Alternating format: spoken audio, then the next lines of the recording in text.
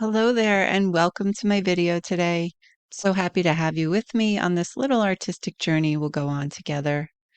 I'm just showing you here a few of the papers that I'm going to use in this mixed media tutorial. I'm just going to show you how I go from blank page to finished product. And I start using some satin medium. It is Liquitex. It's very easy to use. Just kind of splash some on there and move it around with the brush. I usually start with papers just to kind of rid of that blank page and just kind of give me a way in to relax and start enjoying the process without thinking too much about colors just yet. I do kind of think about a little bit of color when I'm picking the papers, but I don't get too committed because I know it can change pretty easily.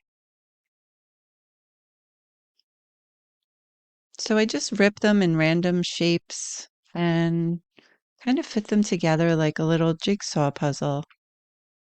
Whatever kind of feels good at the moment. I try not to think too hard about it.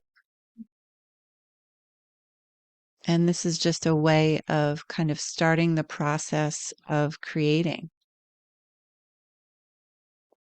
The one thing I love about using acrylic paints, which I will in a little bit, is that they are so layerable, if that's even a word. But I love to use them because I know if I put a layer down, and I don't really love it, I can put another layer down with a different color or a different pattern or a different shape. So that's one of the very forgiving things about acrylic paints and even collage papers.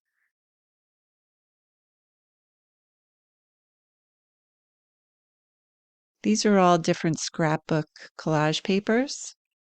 Sometimes I use ones that I created on my jelly plate, but these were all from different various books of scrapbook papers. They're kind of a little bit thicker than my jelly prints, so they can tend to take a little more moisture and a little more abuse, I would say.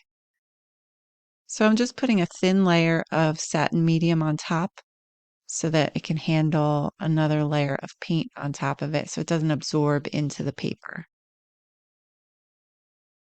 And this week when I was thinking of painting, all I could think of was purple and peach.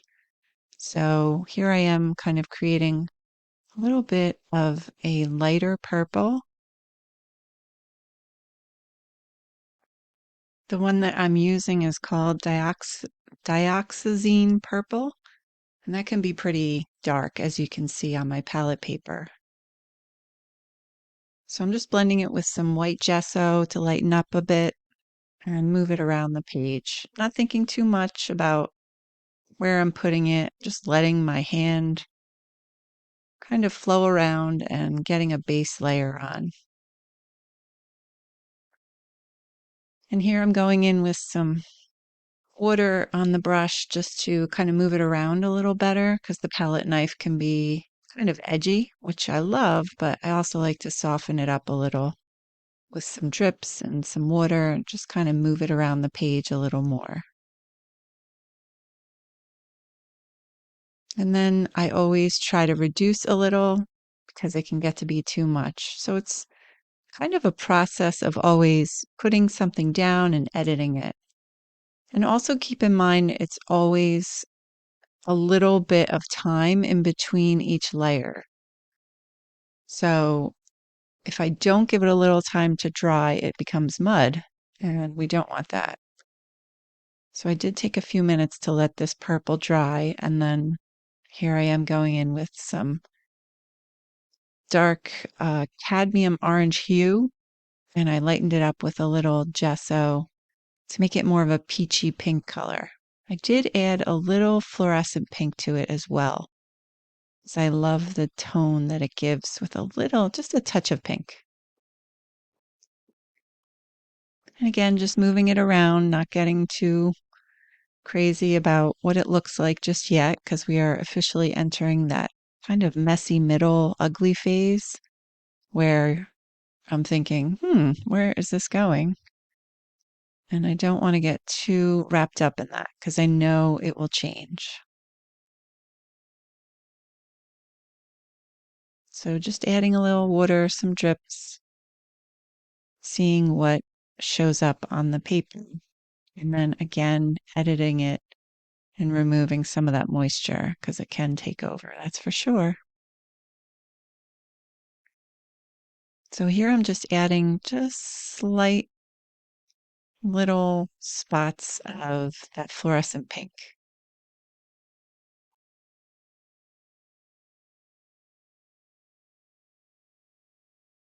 And then now I wanted to go in with some stencils, and this is just kind of a little bit of a flower stencil. And I'm using some raw umber mixed with the white gesso. This kind of gives it a different look, a different layer on top. And I'm using the same color combo, but just a little more white, making it a little bit more like a tan. So again, I let it dry a little, and here I am going in with a little liquid titanium white. Just wanted to use this stencil on top and create a little bit of interest because it did seem like it was getting a little muddy, a little dark. So I wanted to add in some little white to kind of lighten it up a little bit. And this is a great example of the layers that you can use to change the look of a piece. Here I am putting on a little swatch of one of my jelly prints. I love that turquoise blue. Here's another little piece. This is all printed on deli paper, so it's really translucent. You can kind of still see the colors underneath. That's why I really love using it. And then this is a Posca paint pen.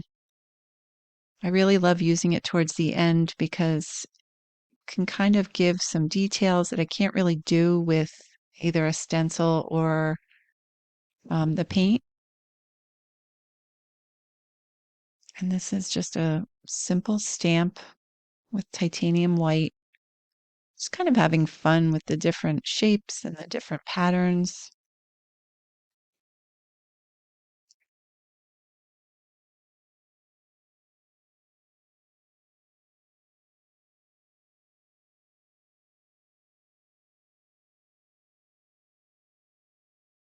And then I'm adding in that glue again, kind of connecting it so it feels a little bit more like it belongs. This is my focal point that I picked out online.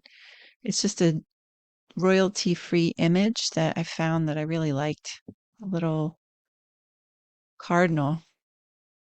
I've been seeing a lot of them in my backyard lately. So I just kind of muted the middle a little bit so we could see the cardinal in the foreground. And here I am just adding a few little peachy brown dots to kind of add interest to that area of the piece. Now this is a white Stabilo grease pencil that I'm using just to kind of draw out some of the shapes of that stencil and soften it a bit too because that brown is a little harsh on top of the pink. So here is my focal point, the cardinal, and I'm just using some satin medium and putting it underneath very carefully because it is an inkjet image and it can run if you're not too careful with the medium. So this is a piece that I just cut out of deli paper, just drew some basic whimsical circles and cut it out. So I wanted to encircle the cardinal and I'm just adhering it to the paper with some more satin medium.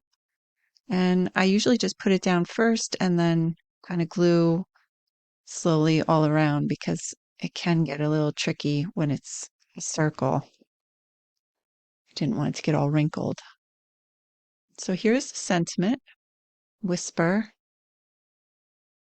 kind of just thought of nature and how gentle it can be, and kind of came to my mind. So I'm just adding some extra little embellishments with my Posca paint pen. This is what I like to do in the end, kind of bring out anything that I think is kind of falling into the background. I like to add dots and just kind of accentuate any areas of the piece with a little bit of a mark or a pattern.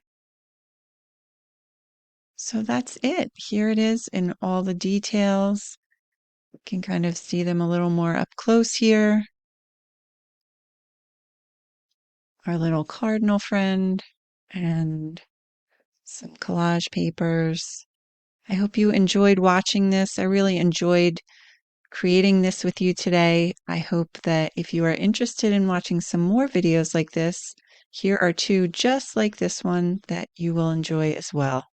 Thanks for joining me, and I hope to see you again soon.